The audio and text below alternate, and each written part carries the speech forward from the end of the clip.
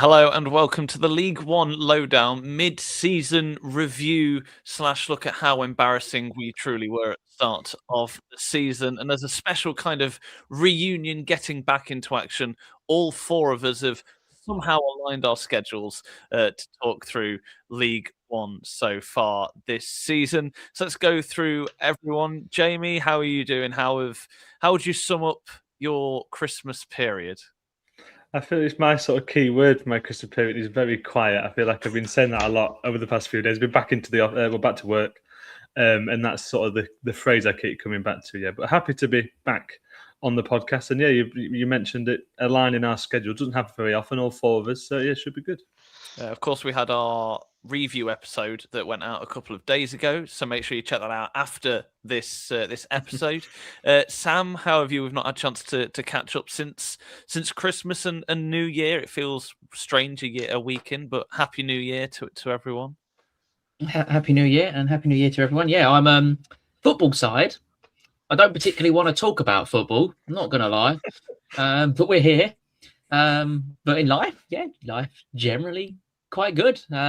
If Orient can sort their stuff out, I'd be a much happier person, to be honest. I feel like the only one here that wants to talk about football is me. Seth, how have you been doing? Well, yeah, similar to Sam. Yeah, the football not great. However, there's a bit of movement at Barnsley that I'm sure we'll get onto it. That has just happened. That I'm sure will perk my mood up slightly, maybe. But overall, yeah, very good. Thank you. Obviously, missed the review show you and Jamie did the other day. But yeah, very good to be chatting football again. And Happy New Year to everyone. Yes, indeed. Happy New Year to everyone. What we're going to do in this one is look back at our predictions from the start of the season and the combined table that we did, as well as our own individual predictions, and give our thoughts as to our trail of thinking at the time, and then maybe as to why they were so wrong, I suppose, in hindsight. So let's dive in to the team that collectively we predicted to finish bottom of the table, which I believe is Wimbledon. Now, it was pretty unanimous. We think they're going to get relegated. I predict them to finish 23rd.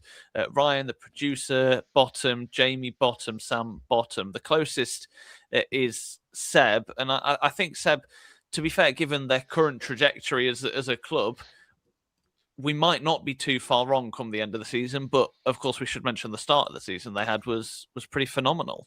Yeah, and absolutely sort of exceeded expectations at the start of the season. But you're right in terms of their recent form just hasn't been good enough. It's only one win in the league since October, and it's been dire really since especially since the turn of the no doubt that'll continue into the new year. But yeah, really poor, and I won't be surprised to see Wimbledon in that bottom four. They've got the form of the bottom four side. It's just at the start of the year doing a massive favour, sort of keeping them in a respectable 13th.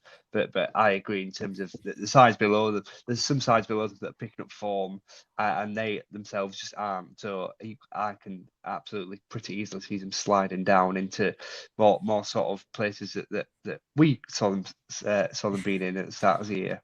And Jamie, a team that really needs January, I think, to kind of add some new impetus into the squad, maybe some fresh ideas to kind of just, I don't know, re-energise and give some fresh, like say, ideas into the team. Yeah, they need something, don't they? As Seb alluded to, their one win since October. It's 11 league games and just the one victory. And they're up in 13th, but they're only 4 points above the bottom four. I think that's a theme maybe we'll come back to quite a lot, is that how still tightly compact things are, especially towards the bottom end of the table.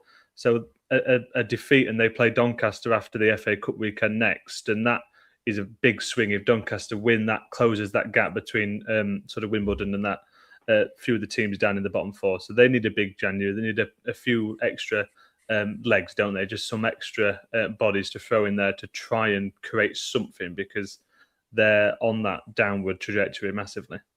Yeah, a team that I imagine will struggle come the second half of the season. The team that we predicted to finish second bottom is Northampton Town. Now I'm going to put a little crown on my head, because I at the minute halfway through the season have got this one spot on. Sam, you predicted them to finish 23rd, and like we say, the league is quite tight. They are only 6 points off that at the midpoint of the season. Do we think they are going to be in a relegation scrap? Their form at the moment suggests it, doesn't it? I just think there's still teams, Rotherham, for example. Can we see Rotherham actually getting relegated to League Two?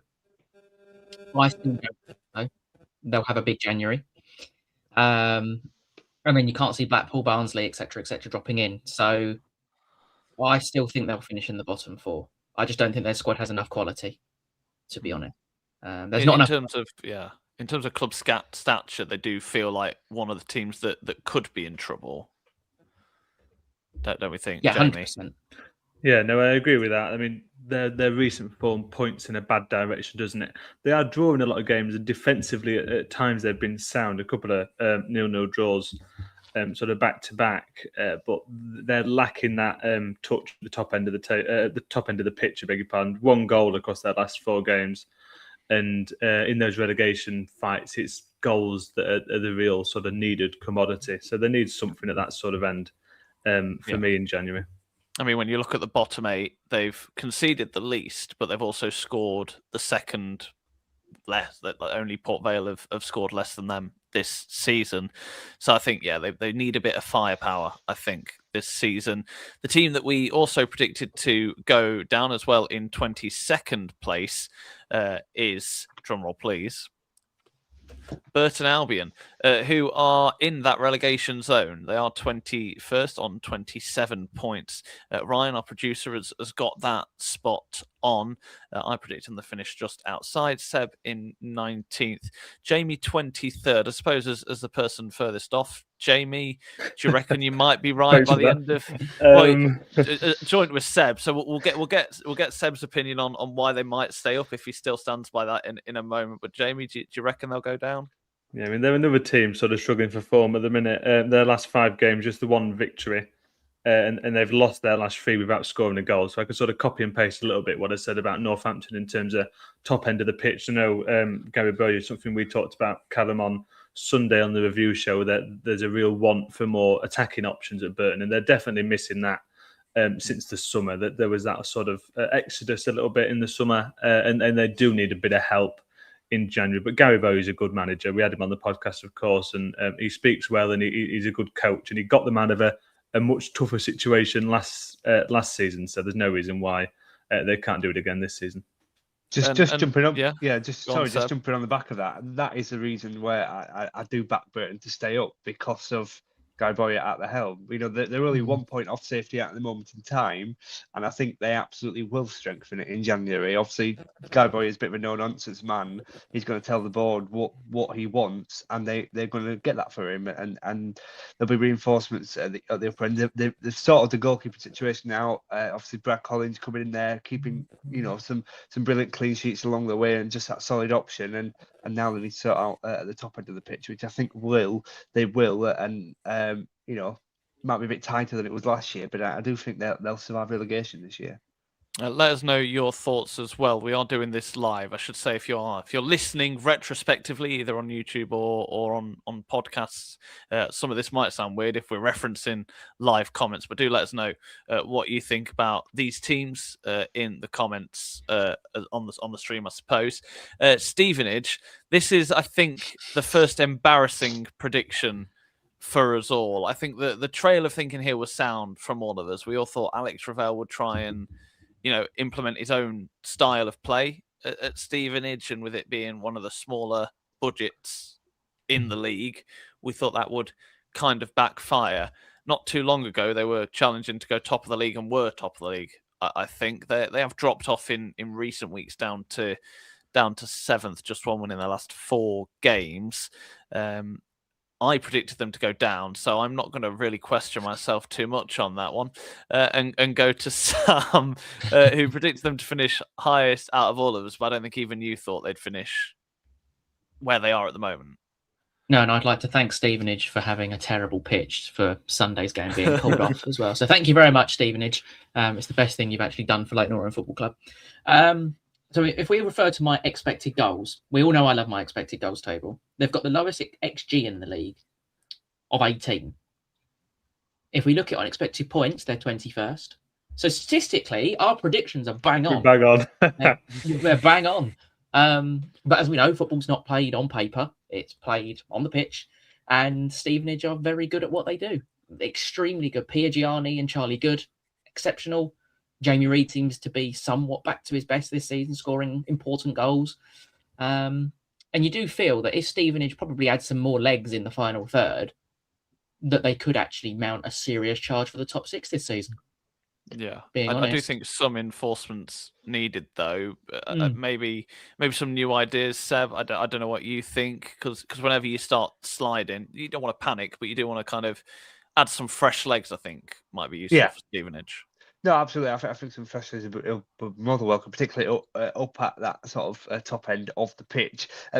For me, Stevenage do lack a bit of consistency in terms of you're never quite sure what Stevenage side is going to rock up on the pitch. You know, are they going to come and beat you sort of dominantly, or are they going to sort of be the side that gets rolled over and falls to defeat? It's no win in the last 4 for them in recent weeks in the league, that is. So sign of sort of inconsistency showing, 3 draws within that as well. So yeah, they're just a couple more options. I'm sure might give them a bit more attacking prowess up front, I'm sure. And of course, we did have a Stevenage special podcast a few months ago, so you can go and check on them, Jamie. Yeah, I mean, I'd be really surprised if they are at the end of the season where they are now. I mean, only 3 teams have less possession. They do, though. They're one positive, really, in terms of sort of on paper, as Sam was mentioning.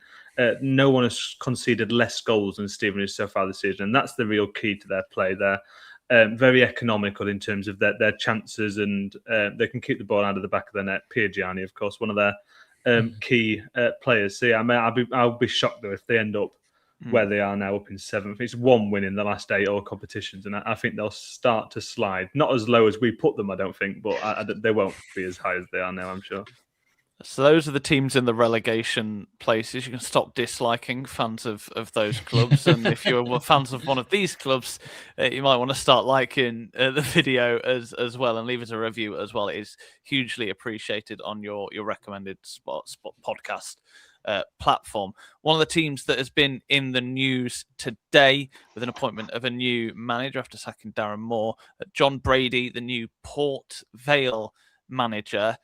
And it's one of them. I think if we'd have thought about this kind of stricter at the time, we might have predicted this, and for them to get cut adrift, which is what has happened. I think we all were kind of swept up in the Darren Moore factor, Sam, but they're down in 24th, and John Brady's certainly got a task on his hand to get them out of this. Yeah, the big thing for Port Vale, wasn't it, was could they keep hold of Tolaj, and they didn't.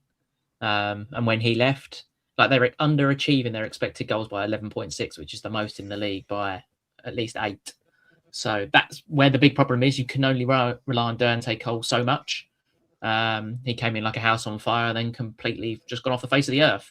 So if you're not going to score goals, you've got to keep them out the other end, and they can't do that either. So it's a big job for John Brady. But we saw what he did at Northampton on a shoestring budget. Outstanding work. So yeah, if Port Vale are going to have any hope, it's going to be down to the good work, and can he get that squad together? That's going to be the big part. Can he get that squad together? I don't think they'll stay up. I'm not going to lie. I really don't think they will. But I think they're going to give it a better go now that they've got a manager who brings fresh ideas and just seems to be a really good motivator, to be honest. I mean, the gap is 10 points, isn't it? That is, especially when we're talking down in the relegation places. It is only 3 or 4 wins, but it feels quite insurmountable, Seb. But I suppose if anyone's going to do it, it's John Brady, a man who knows that part of League One very well. Well, absolutely, yeah. The biggest thing for me for Vale is keeping the goals out. 34 goals conceded in 23 games. That is, well, relegation sort of standard, and there's no surprise to see Port Vale down there. So his biggest job that he has to do whilst coming in is keeping them out. It's not the most goals conceded in the league, all things considered, but it's not exactly a great record to have. So he's got to come in, sort that defence out, and then you go from there in terms of building that attacking and threat on the counterparts. But yeah, defensively for me, John Brady's got a big task ahead of him. So that's the first team we predicted to survive and that we've got wrong. A team that we were sort of in, a couple of weeks ago, this prediction would have looked a lot better, but it doesn't look particularly great at the minute. Mansfield Town, they're currently 11th on 32 points. We predicted them to finish 19th. Jamie and Seb were the closest. Jamie, again, try not to look too much at my prediction of 24th place. I have my reasonings at the time. Jamie, what do you think? Do you reckon? What do you think, Tomato? I suppose that they'll probably be relatively safe come the end of the season, although we know how tight that part of the league is. They've had a really good Christmas, haven't they? They've got 3 wins in a row: Barnsley, Bolton, and Bradford, and they're at least 2 of those you wouldn't have expected them to get anything out of. Never mind 3 points. Before that, they hadn't won in the league since October. So it shows that they are sort of one of those flip-flop sides. They go on these mini runs where they'll lose 5 or 6 games, then they'll win 3 or 4, and it soon evens itself out across the season. And I think it will put them safe. They're another one similar to Stevenage. I don't expect them to stay 11th. I think they'll probably slide more towards where myself and Seb have put them in 16th, Sam in 17th. But I think they'll be safe. As opposed to the start of the season, you mentioned Callum putting them 24th. I can't see them being anywhere near that sort of danger. And I think they'll be clear of a relegation fight, just as these sort of even themselves out between the good and bad mini runs. They are only 5 points away from the relegation zone. And I think I worried quite a bit about their age of the squad was, I think, what I particularly worried about. I'll probably hold my hands up and say 24th is probably a bit harsh retrospectively, but that's Mansfield Town. I suppose when they're 11th in the table, I think they'd be quite happy with that with where they have historically operated recently. Exeter City currently 14th. We predicted them to finish 18th. I think this is relatively fair. I can't see where when we are 4 places off, but I suppose it's the same part. It's only of the 1 league. point.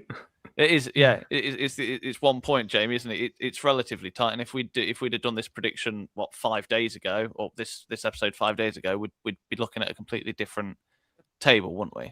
Yeah, exactly. I mean, they're 3 points, albeit with a better goal difference above the relegation zone. 1 point off our predicted at the start of the season, and they're in that batch, sort of just above the relegation fight, as it were. So they're doing okay. They're another one on a decent sort of run, a good draw against Huddersfield, following wins against Wimbledon and Luton. So another team who had a good Christmas. And you get on a run at this time of year, it's like gold dust, isn't it? Because the games come that quickly that if you hit momentum, you can soon rattle off 3 or 4 wins, and that pushes you up the table no end. And Exeter have been sort of the beneficiaries of that. They've had the awful sort of off-the-field issues in terms of the money and that side of things. They've got that, hopefully, what will be a big payday for them against Man City in the FA Cup, not televised, of course, but the gate receipts should give them a little bit of a boost. And you'll hope that they can do something in January. They're obviously not expecting them to be able to do much. And Seb, given one of the the off the field issues, as Jamie mentioned, the money there. Obviously, we had the game postponed against Burton due to the fire at the stadium and that damage in the football operations facilities. I think at the club as well. It's a season that threatened and did derail itself a little bit, but they have bounced back and I think shown to the league why they are a real asset to League One. I think. Yeah, that's Exeter in a nutshell in general, though, in terms of them, fan and club, that they are kings of sort of bouncing back from adversity, and this season's been no different. As you said, many challenges sort of along the way, but still they're in a very, very respectable 14th place. A couple of places above what we predicted that we said they would be in. But actually, some of the performances have been really impressive and come out with some surprising results in that as well. Obviously, the Barnsley one for me is a standout. They 3-0 victors in that one, but also beating Luton and Wycombe as well in the last month or so. Those are some big results, and keeping a clean sheet in all of those as well. But there's some really good performances there. And as we get to this mid-pack, we'll probably rattle through some teams that are kind of having mediocre seasons. One of them that we won't rattle through, though, is Bradford City, who we predicted to stay up comfortably. But Sam in 13th, you're still 10 places off where they actually are. One of the league's surprise packages this season, Bradford.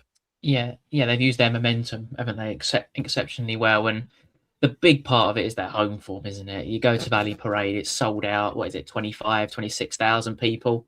They've only conceded 10 goals at home. They've won 9, only lost the 1. And when you're a newly promoted side, your home form is kind of your bread and butter. Away from home, what you get is a bonus. And they're also very good away from home, like they're fifth place for away form. So just a very consistent side. Graham Alexander's done very good work there. He had a sticky start in League Two with them. I think that's fair to say. But has picked up brilliant momentum. I really like Stephen Humphreys, to be honest. He's powerful. He's good on the ball. And he's got nifty feet as well for a big man. So I think that was a really shrewd bit of business. So yeah, the squad's really nicely balanced. And they can add 1 or 2 in January. They could well be in the top 6 fight. And they've got a lovely buffer as well, haven't they, to 7th place of nearly 10 points as well. So that's always going to be nice for them. Jamie, in a sentence, do you reckon they'll be in the fight for automatic promotion come the end of the season? Oh, I think that's difficult. In a sentence, not automatics, but I think they'll be in the playoffs. And Seb? I agree with Jamie. I think they'll be in playoffs as well. Okay, so maybe slightly falling off from what we thought. Peterborough United, a team that, again, we could talk forever, and I'm going to be really harsh and say we're going to try and not talk about them very much, because they've been up and down. We talk about them a lot in our review episodes as well. Currently 12th, 32 points. That is only 2 points away from 16th. Seb, you had them up in 9th. That looked like a nightmarish prediction just 2 months ago, but the appointment of a new manager has kind of stabilised that a bit.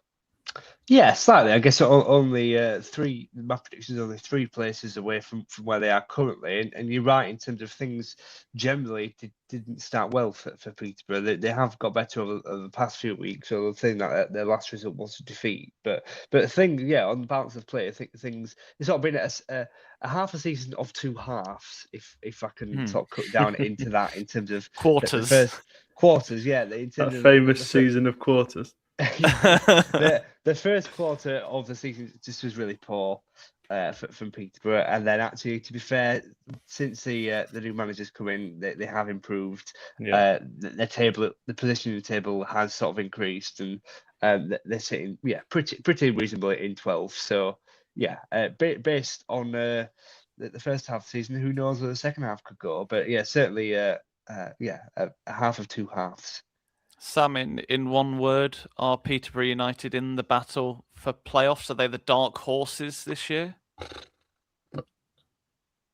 Yeah. Okay. I think on recent form, we'll and he go did with it in that. a word. Did better than me. He actually did it in a word. There you go. Challenge accepted. I really like Luke Williams. I think he's an Yeah. exceptional coach, and I think it's the perfect blend, isn't it, of Peterborough and Luke Williams. I think that's a match made in heaven. And just like that, the one-word answer went out the window. He's gone. We predicted Rotherham United to finish 15th, which, to be honest, to all of us, is where they've spent a large portion of the first half of the season, around that 15th place. But the worst form in the entire, probably EFL, has seen them drop down to 22nd, and I include Sheffield Wednesday in that. They're having an absolute stinker at the minute, Seb, and they are. Again, Jamie's not going to like that, but in danger of being in that bottom 3 that is, well, they are in that bottom 3 that's sort of getting cut adrift. Yeah, they are. Rotherham United, like Rotherham United, yeah, they're 4 points. They're 4 points off safety, Rotherham, but actually that itself gives them more hope than they should have. I think, given the injury record has been incredibly bad at Rotherham United. But the results on the pitch have been even worse. It's no league win since the start of November, and that was against Lincoln. There's been no win in the league since then, and in fact, it's just been all defeats. If you go all the way back to the middle of December, from then until now, it's just been defeats for Rotherham United in the league. And Matt Hamshaw, the chief chief operating officer has come out and done an interview today with the local media and sort of amongst fan frustration. And there's no sign there that Matt Hamshaw's position is at risk. He sort of seems to be the man forward, and everything seems to be settled within the club. So, reading that what you will, I guess January is big for them. But then again, they've got all these returning players, so there's no point bringing all these new players, and then the injured players are going to be returning. And then suddenly you've got sort of an overbearing squad of players that are not going to be sort of particularly happy about not playing. So it's a vicious cycle, really, that Rotherham United and Matt Hamshaw have got to sort themselves out. But the festive period really bad for Rotherham. 3 defeats within that, 2 away from home, and all of which were very disappointing performances as well. I love that idea. The injuries have been bad, but the results have been even worse. I think that was a brilliant quote. Well, they have, yeah. No, they have. I mean, you can use injuries as an excuse to some extent, but actually, every club has injuries. It's about what the club does to adapt to that. They have had an awful lot. I mean, I don't want to take Rotherham's side on the issue. I mean, they have lost 6 games in a row, but at one point they had no fit centre halves, and they've been playing up front academy players who were out on loan in non-league, sort of having to be recalled and put into the squad. They've had more than their fair share of injuries, and that has been reflected really in the results followed. Not a good run of things for Rotherham United at the minute. And let's go to our Rotherham Doncaster Rovers enthusiast, Jamie Johnson, another team that are really not in a good run of form. We predicted them to finish 14th and be comfortably okay. Currently down in 23rd, Jamie, and what's that, 5 points away from safety? I mean, we could skip Doncaster if you want. I don't really mind. Let's spend a bit of time here, shall we? I mean, it calls for concern, isn't it? I mean, we had a really poor run before Christmas, and it's not really slowed. It's one, I think, league win in the last 17 games, which is absolutely terrible.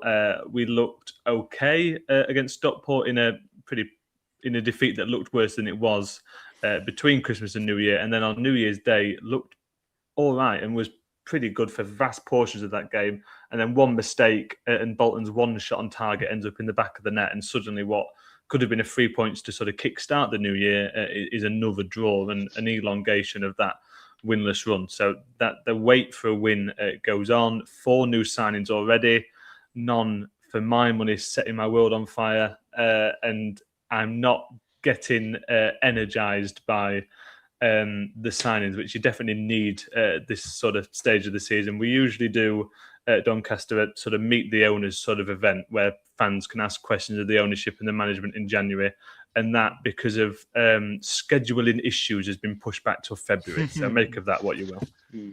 Interesting. What do you think? I mean, when you look at next manager to go odds, I can't imagine that you're going to get particularly favourable odds at Doncaster, Jamie. We've just signed Grant McCann's son, Bailey, from Barnsley. So to sign the manager's son and then sack him, I don't think it's going to happen. So I think he's in it for the long haul. He's brought Adelican back into the football club, who's someone Grant McCann absolutely adores. And he's still bringing in his players. So he's in it until the end of the season at the very least. So he's the man, sort of the sword to fall on, really, because it's his players and his style of play that's going to make the difference. Next up, the prediction that I'm happy is wrong for the best reasons, if I'm honest. Lincoln City, we predicted them to finish 13th. Now, we should preface this, I think, and we should preface the whole of the predictions with the fact that we made these predictions before the transfer window had been completely finished, if I remember correctly. And Lincoln City at this point had only made the signings of Sonny Bradley and Riley Towler. Now, when you look at Lincoln City's key players this year, a lot of them were signed after that point, that the likes of Adam Reach and whatnot. Seb, you predicted them to finish 10th. You're the closest out of all of us. But again, similar to other predictions, I don't think you even expected what is essentially a title challenge at this point. Yeah. Well, you say I'm closest. I'm even still very far off to Lincoln's actual sort of league table position currently. And what a start to the season, well, what a half the season it's been for Lincoln City. 14 wins so far this season, 40 goals scored, and currently sitting second top, just behind Cardiff. It's sort of a bit surprising, really, because you look at that Lincoln squad, especially the starting 11, the regular starting 11, it's not really one that you sort of claim to be, oh, that's a promotion winning 11, but it somehow works, and somehow the formula from the Lincoln side just seems to click. It seems to work. Everyone seems to be firing. Everyone's sort of singing out the same hymn sheet. Adam Reach is scoring goals. Worldies is providing that experience alongside Bradley at the back. Got Draper and Hackett sort of in those attacking positions that seem to be just on the end of things and creating things, which is exactly what you want. And then McGrandles has been a bit of a revelation in midfield, as sort of covering the gaps that's been left by Urahan. So between them, it all seems to work. And not to mention Wickens as well, the only player to have played every minute in the league this season. So between the whole squad, thanks Sam for that early, by the way. Between the whole team, doesn't look like it should work, but it all has just been gelling together perfectly, and they rightly find themselves second. And as someone pointed out on our TikTok earlier, Lincoln City best defence in the league, Sam, and that's really, it's funny saying this after conceding twice at the weekend to Peterborough, but they do have a solid defence despite the age and the retirement home that some of those defenders might be in otherwise. It's built from the back, and that's what all successful teams are. Yeah, 100%. And when you sign Bradley and Reach, what you're bringing is promotion winning experience and playing of a higher level. And I think that's what Lincoln missed massively last season. Like, there was talk, I can't remember who it was. There was some Lincoln very big unrest with some of the fans, and they wanted actually Skubala to get sacked. And theoretically, Lincoln City stature are probably a mid-table lower League One club, to be honest. Yeah. And Skubala did what I think the budget told him to do last year. He didn't overachieve, he didn't underachieve. This year, they're massively overachieving. But I think that's purely down to recruitment. They went a sort of different way to what you'd expect from Lincoln. You've also got that Ukrainian fella in midfield whose name I'm not even going to try and pronounce. Varfolomiev. He's been outstanding as well when he's played. Most interceptions per 90 in the league. And you partner that with experience of Sonny Bradley.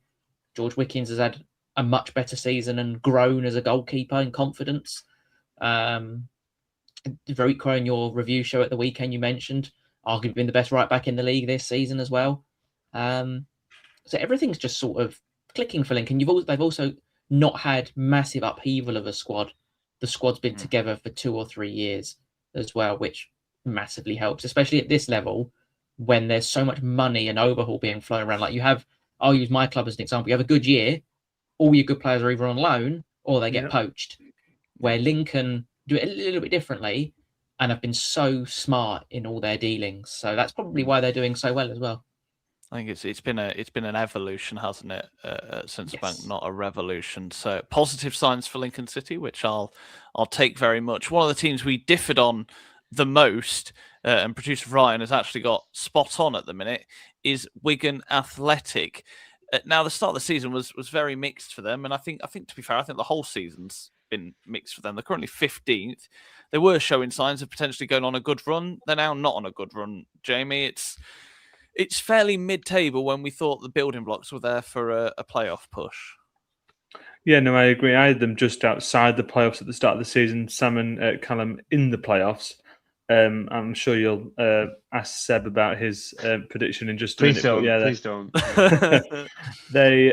They've been sort of in and around, haven't they? They've been lacking consistency, of course, as all those teams are. So they sit mid-table, but they've got players that chip in. My only concern for them heading into the second half of the season is Paul Mullins been recalled by Wrexham, and that they need to replace his output at the top end of the pitch, not just his goal scoring, but in terms of his overall play, because he added a lot of what was missing at Wigan in terms of that top end of the pitch. So that's an interesting conundrum for the rest of January for Wigan before they perhaps start sliding a little bit if they can't replace him. And Seb, do you want to try and explain yourself here, or no? Okay. Seb, do you remember the reason you gave? Yeah, there is a reason. I forgot about them basically. Yeah. I counted 23 teams and thought, oh, who's missing? And I didn't have time to redo my whole team, so I just put Wigan at the bottom. So yeah, I at the start of the season, I know at the end of the season, I know I'll be wrong. So I'm just going to admit that now that I'm going to be wrong. Top quality podcasting. Well, yeah, similar to Echo just what we said. It's just been very inconsistent this so far this season. A couple of good results, but then also quite a few bad ones as well along the way, and probably deserve to sort of to sit right where they are in the middle. Yeah, and a question I think we've answered once before was, do we think Ryan Lowe's under pressure? In one word, yes or no?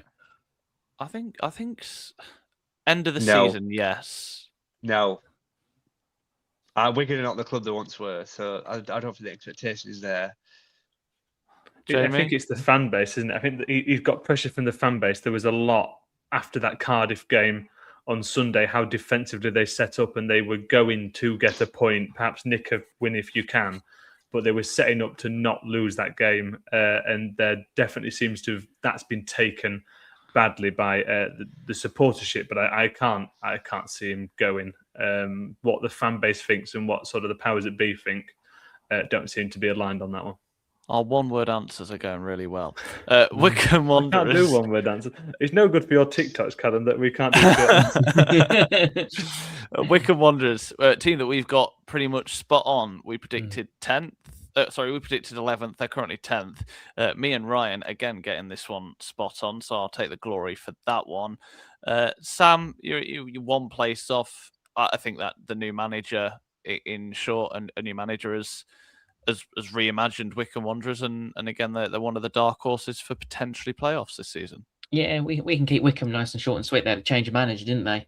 It's worked well, and then it went off, and then it's gone well. But knowing what their ownership's like and what it was like last January, they'll probably decide that, oh, wait, we need some more players in, and they'll go buy 16 more players, and they'll finish mid-table again.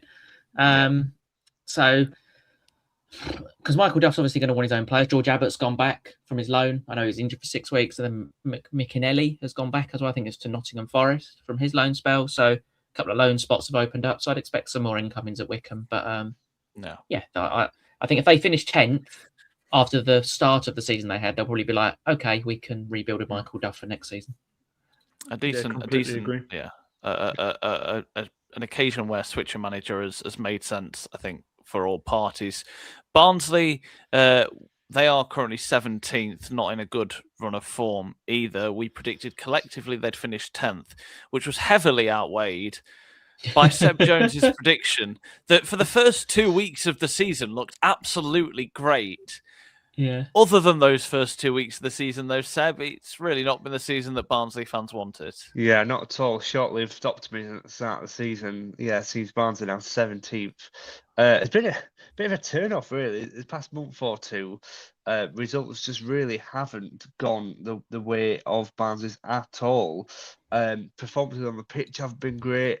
Sort of morale on and off the pitch seems to be a little bit off as well. And defensively, Barnsley are causing themselves own issues, really, conceding really simple goals and coming from individual mistakes, which is not helping at all.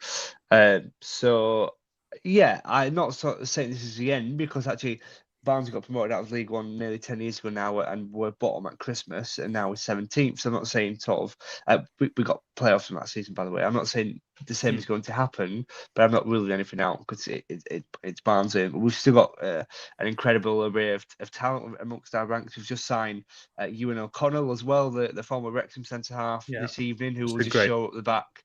Yeah, we'll just show up the back a little bit. 30 years old, experience, and we've had a few injuries at the back as well, and he's a good option, just starting the January window, off to a good start. So hopefully a few extra bodies can help sort of show things up and get Barnsley moving back up the right end of the pitch.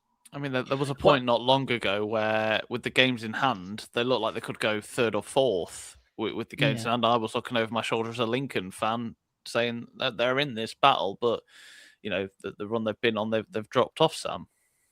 Yeah, you beat me to it. I was about to say, even if Barnsley win their 3 games in hand, they're back in like ninth or 10th. So I suppose it's not all doom and gloom around the club. And I think that I'm hoping that's what the ownership are looking at, because the league's so tight this year. Like, you could use I'll use Plymouth as an example. They're 16th. Have been torrid for 3/4 of this season. Had a good, decent Christmas period. But if let's say they win their next 2 games, they could well be in the top half.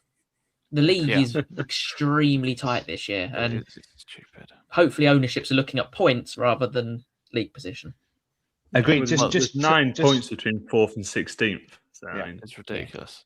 Just to finish on Barnsley. Sorry, agreed in terms of the game at hand could change the picture immensely here, but they had the game at the weekend postponed, and they've got the FA Cup tie against Liverpool to come, so that fixture's postponed as well. So then that's even 2 more fixtures to add on to the rescheduled list. So absolutely, I think that there's going to come a point where it'll just be sort of games literally every Tuesday, Saturday for the Reds now. Which I'm sure is fine if you're a Barnsley fan and you live close to the stadium, but other than that, you're going to struggle. The team that we have, I think, all underestimated this season is Cardiff City, who lead the way on 51 points, the first team to get over the 50 points barrier. We, with the exception of Ryan, all predicted them to finish outside the top, most of us outside the top 10. Definitely all outside the playoffs. I think the feeling here, Jamie, was that we just thought that negative energy we almost thought they'd be the Huddersfield of this season. Definitely. I think that we sort of tried to learn a lesson from Huddersfield's first season in the division and perhaps assigned it to the wrong club.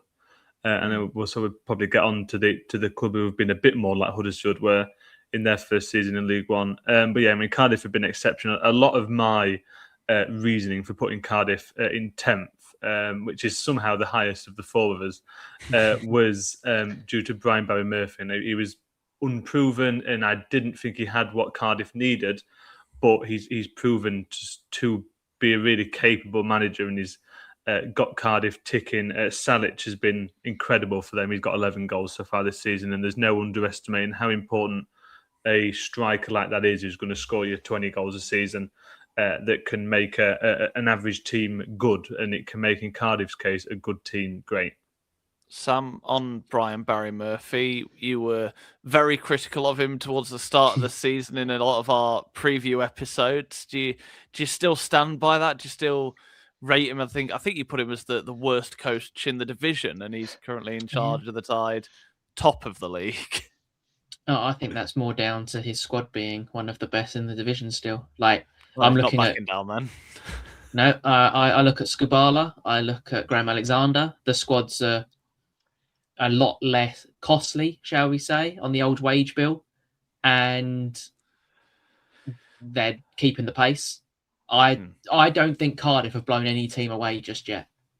Personally, whenever I've watched Cardiff, I'm like, come on, get 4 or 5. You look at the front players and like, come on, you can go get 4 or 5. And I think they're another one of these teams that they're a bit like Birmingham last year in regard to the way they play. And there's a lot of pressure on Chris Davis in the Championship at the moment. And I think if Cardiff go back up, then they're going to have the same sort of problem. It's going to be very one-dimensional, and it's going to be backwards, sideways, and they'll soon get fed up.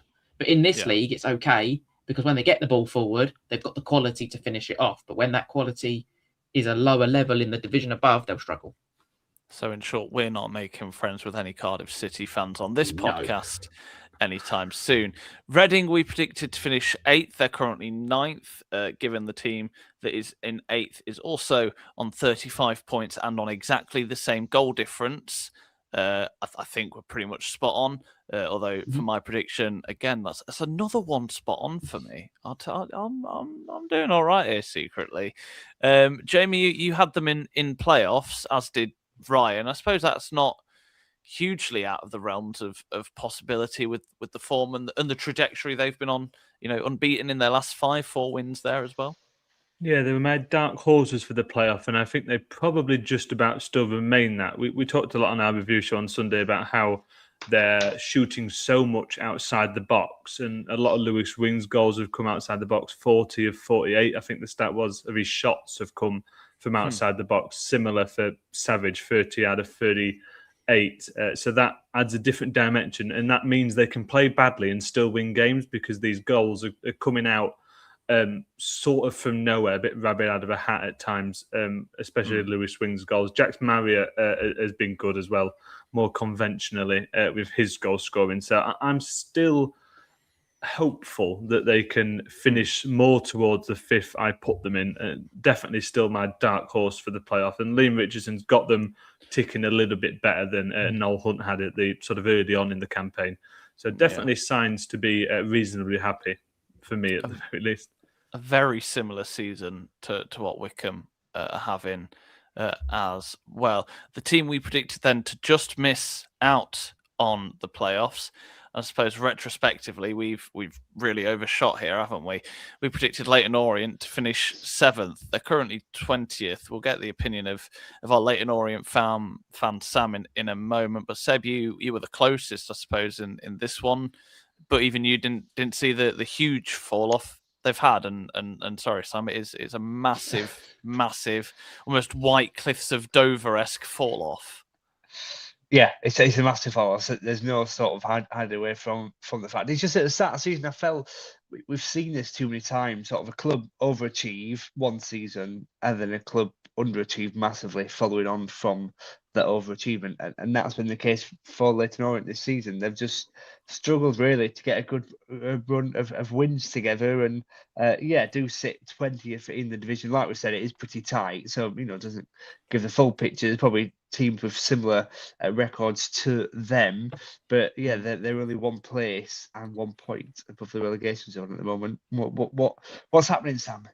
Yeah, it's one of them, isn't it, Sam? It doesn't feel like there's any anger there, but just almost this sad acceptance of this is how the season's going this year. I think the anger's brewing. I don't think it's anger. I think it's frustration. I can use injuries as a ballpark, like Connolly and El Mazzuni, your two highest earners, are missing, yes, but some players aren't stepping up and some players have literally deteriorated off the face of the earth, quite frankly. Defensively, we don't concede many chances. Like, we're quite a compact team, but when we do concede chances, we've had two goalkeepers who had poppadom wrists, as I call them. Like they literally hit their wrists and go in. And we've got defenders who can't defend the penalty box. And as a centre half, that's kind of their job.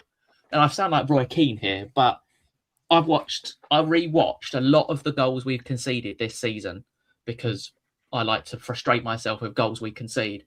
Crosses into the box. My word, we are terrible at them. I honestly think about 62% of our goals that we've conceded are from crosses or corners. It's ridiculous.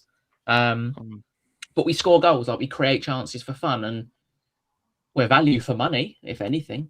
But my big concern was what Wellens came out and said after the Wimbledon game. With this group of players that are currently fit, we're banging trouble. And it's like, oh, brilliant. That's a nice big confidence boost for the... I know he's frustrated, but you can't come out in the press and say that. The only saving grace was he came out and said, we're looking for 3 defenders and a goalkeeper, which was music to my ears because I can't deal with the back four that we've currently got.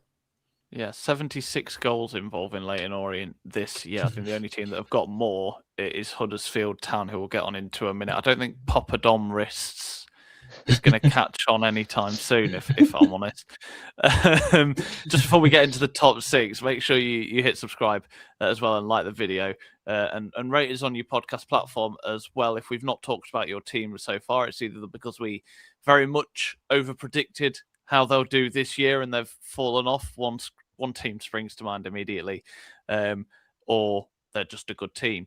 So we'll get to them in a moment. The team we predicted to finish 6th, Seb, you've got this spot on, is Bolton Wanderers. You've not got this spot on. It's my confusion. They're currently 5th, so I've got this spot on again. Nearly had it there, Callum. I'm spot on again. Bolton Wanderers, we thought they'd finish 6th. They're currently 5th. Seb, as the closest person that's not me or Ryan, do you think they're still playoff material this season? So basically, the person that spoke last out of me, Sam or Jamie. Yeah, yeah. Who hasn't spoken recently? Sorry, what was the question? Bolton. Are they playoff material? No. Bolton is an interesting one for me because they. No, are you saying they're not playoff I'm material? saying I don't think they are. No, I think they've got some players that are playoff quality, but I think as a collective, no. I think they're too inconsistent in their results.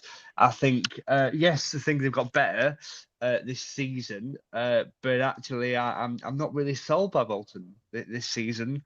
I know sixth is really good for them, and I know they had a disappointing season last season where they didn't make the playoffs, so they'll be happy to be sort of in and around that top six. But I'm just not sold by them this season. I don't see them as Cozy Dewberry aside. I don't really see them as as an outlet going forward. I don't see them as very threatening.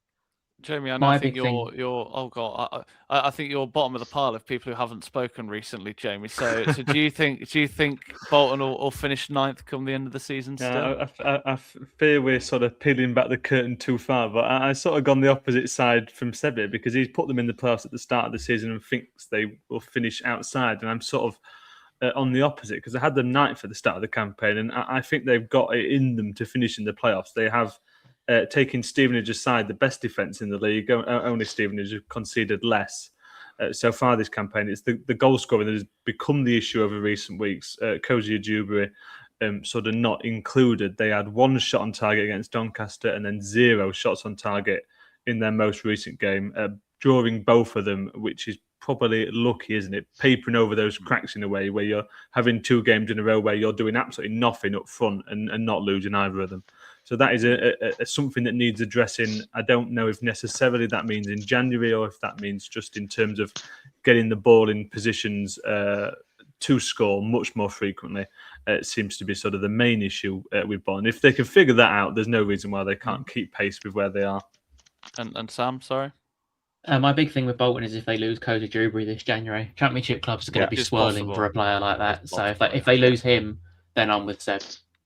Into the top 5 now then, and one of the teams that for now we've got drastically wrong, but given as me and Jamie spoke about on the review episode at the weekend, a team that has positive building blocks in place after what can only be described as a terrible start to the season. Plymouth Argyle currently 16th on 30 points, but given the tight nature of the league, they are only 9 points away from 5th place, which feels incredibly strange. I'm way out with 4th, so count me out at this one. But Sam, they're a team that again, we've joked about a lot this season, but under Tom Cleverley, they're starting to figure things out.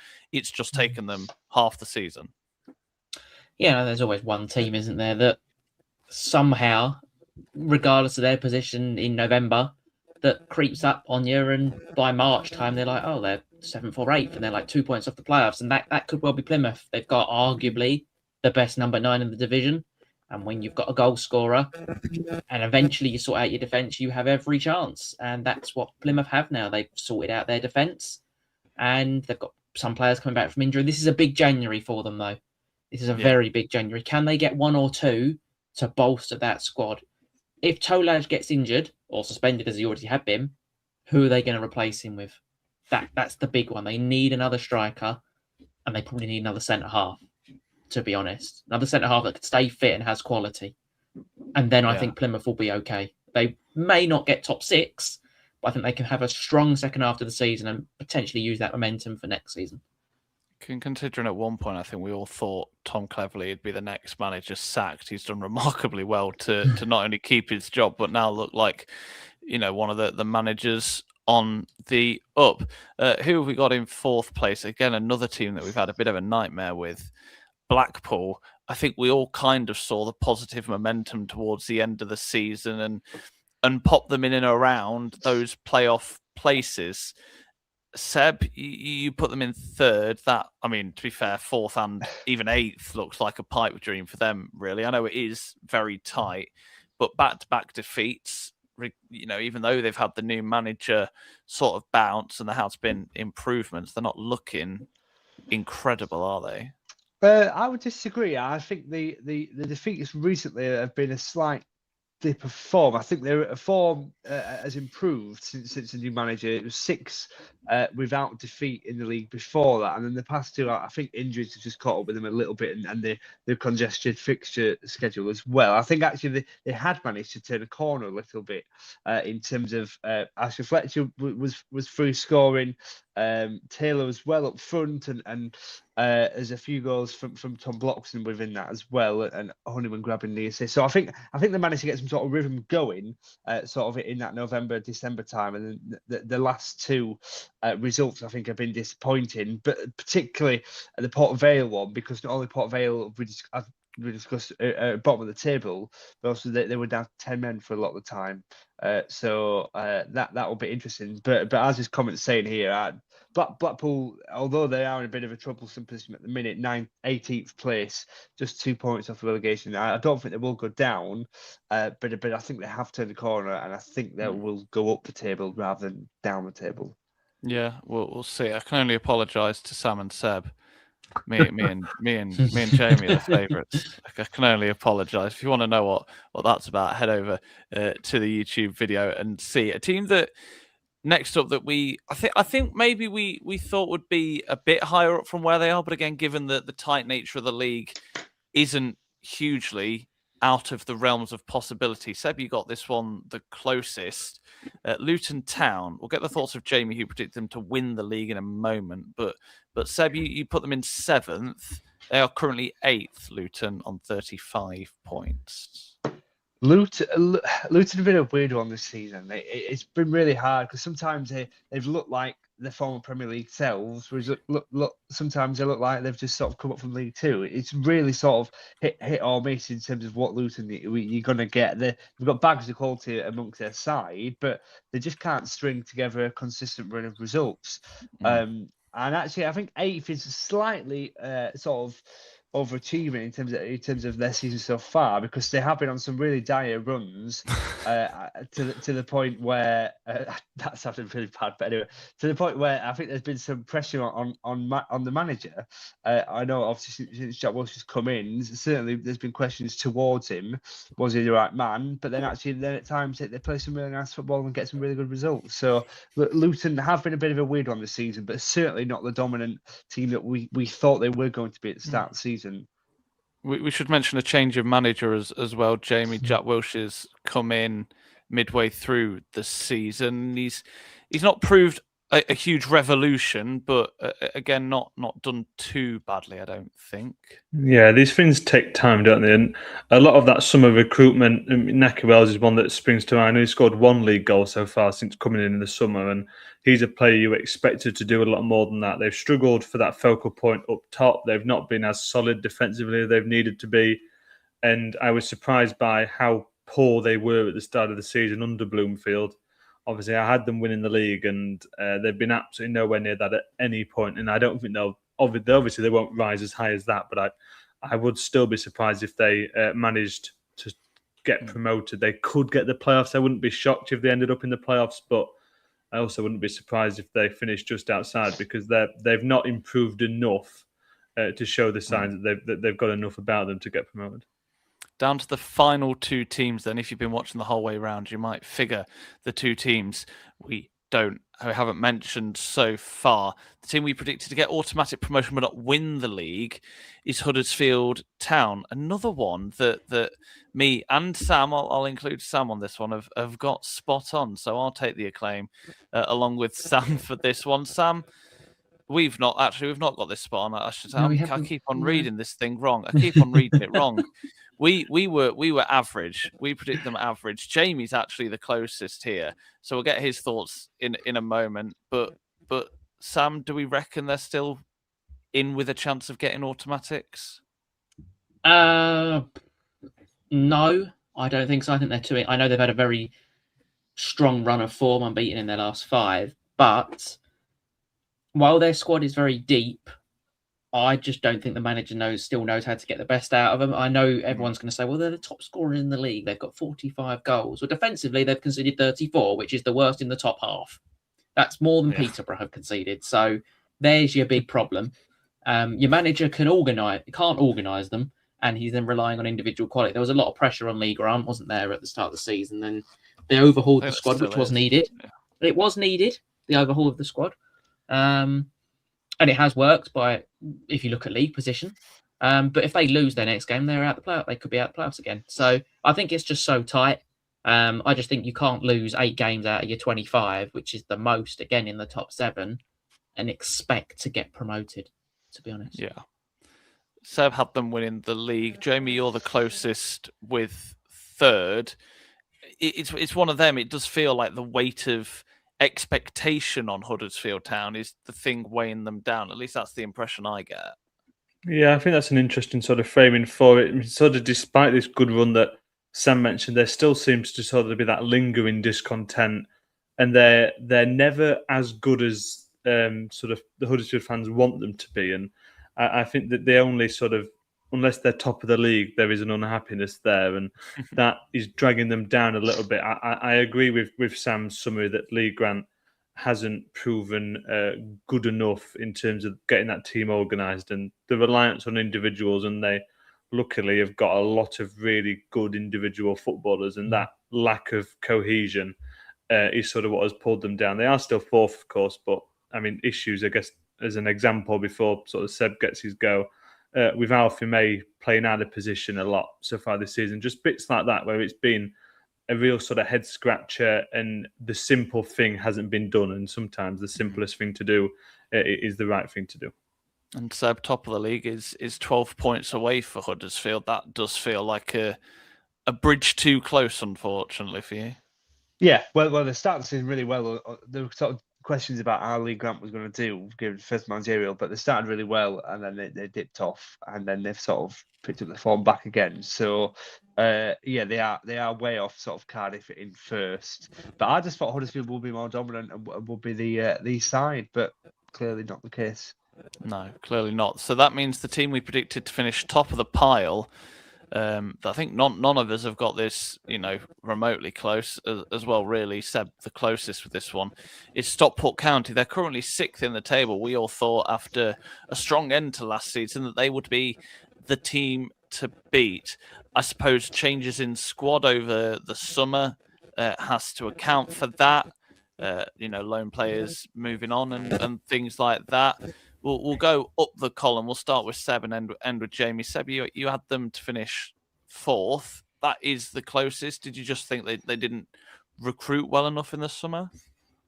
Well, I'd like to say that and sound really educated, but I'm not going to go with that. I don't know. I just didn't. I'd gone with it, Seb, to be honest. I didn't see the hype really, and there's Stockport a good side and they have some good players, but I just didn't see the hype that they were going to finish top. Obviously, some of you guys have predicted. I knew they would be in and around a similar position to where they were last season, which they are. But I just didn't see the hype of it and finished in 1st, and potentially could have strengthened a bit more. Like you say, obviously, Ollie Norwood was out for a bit, and they missed him. There's been a few. They've went on a bit of a run of poor results, but they seem to sort of come down the back end of that. So yeah, I don't know. I just didn't see the hype of them finish 1st. And Sam, Dave Challoner, we know the record he has, in terms of I think it's always reaching playoffs, isn't it, or something like that in every season he's managed. They look on track for that, albeit currently in 6th place with teams below them with games in hand. Do you think? Well, I don't want to say fresh ideas needed because that makes it sound like he needs to be sacked, and I'm certainly not advocating for that at all. But do you think he just maybe needs to tweak a few things, and maybe they're becoming a little bit predictable? Quite possibly, yeah. I think the word you've used there, predictable, is very good. They play the same way as they near enough did last year, and eventually it will get worked out. I think the disappointing thing for them is their midfield this season. They were so strong there last year. Obviously, Ollie Norwood, as you've mentioned, Seb, being injured just hasn't helped. But it was an opportunity for someone else to step up. And that player, in my opinion, should have been Owen Moxon. But he's been extremely disappointing for Stockport this season. Obviously, Nathan Lowe's now gone back from his loan spell as well. They didn't really get the best out of him.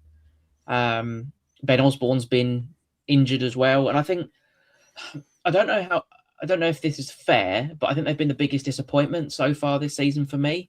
I expected a lot more from Stockport. I know they've had injuries, but they've got a decent sized budget as well. So potentially their recruitment could have also been a bit better. I know they lost the semi-final of the playoff last year, but they had a lot of good momentum behind them. They've got an excellent manager.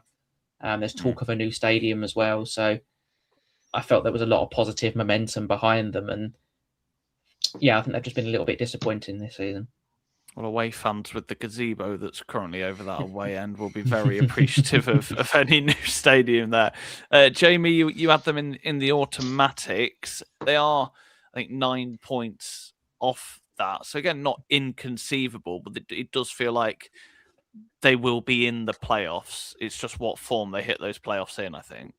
Yeah, I think that's fair. And I like Sam's summary of it in terms of them being one of, if not the biggest disappointment so far this season. They've only won more than one game in a row twice so far this season. They won the opening 2 games of the campaign, and then they won 4 in a row in October. And since then, they've not won back-to-back league games. And that is a huge concern. If you want to get promoted, you've got to go on runs. You've got to win games consecutively, and Stockport just aren't doing that, which is it's just a strange conundrum, really, because they've got such good players. Norwood obviously mentioned, and they've got a really good attacking sort of 3 or 4 players, and they're just not finding any sort of consistency, and they're not putting runs together where they're playing well, winning a game, playing well, and it's just not happening for them.